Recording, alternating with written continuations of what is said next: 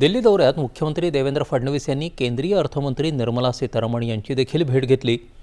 मुंबई वाढवण expressway कनेक्टिव्हिटीसाठी म्हणजेच उत्तन Virar C link प्रकल्पासाठी जायकामार्फत आर्थिक सहकार्य मिळण्याच्या अनुषंगानं केंद्रीय वित्त मंत्रालयाकडून परवानगी मिळावी अशी विनंती या बैठकीत केल्याचं मुख्यमंत्र्यांनी सांगितलं। याबाबत निश्चितपणे सकारात्मक विचार करण्यात येईल असं आश्वासन निर्मला सीतारामन यांनी दिल्याचं ते म्हणाले। महाराष्ट्रातील या अतिशय महत्त्वपूर्ण प्रकल्पासाठी सकारात्मक प्रतिसाद दिल्याबद्दल मुख्यमंत्र्यांनी केंद्रीय अर्थमंत्र्यांचे आभार मानले आहेत। मुख्यमंत्र्यांनी केंद्रीय पर्यावरण मंत्री भूपेंद्र यादव यांची भेट घेऊन राज्याच्या शाश्वत विकासासाठी संबंधित विविध मुद्द्यांवर सविस्तर चर्चा केली।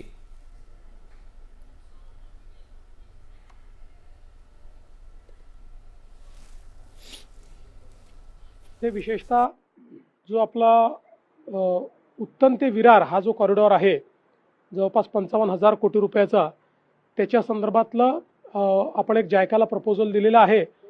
तर ते प्रपोजल परस्यू करण्याच्या संदर्भातली आजची भेट होती।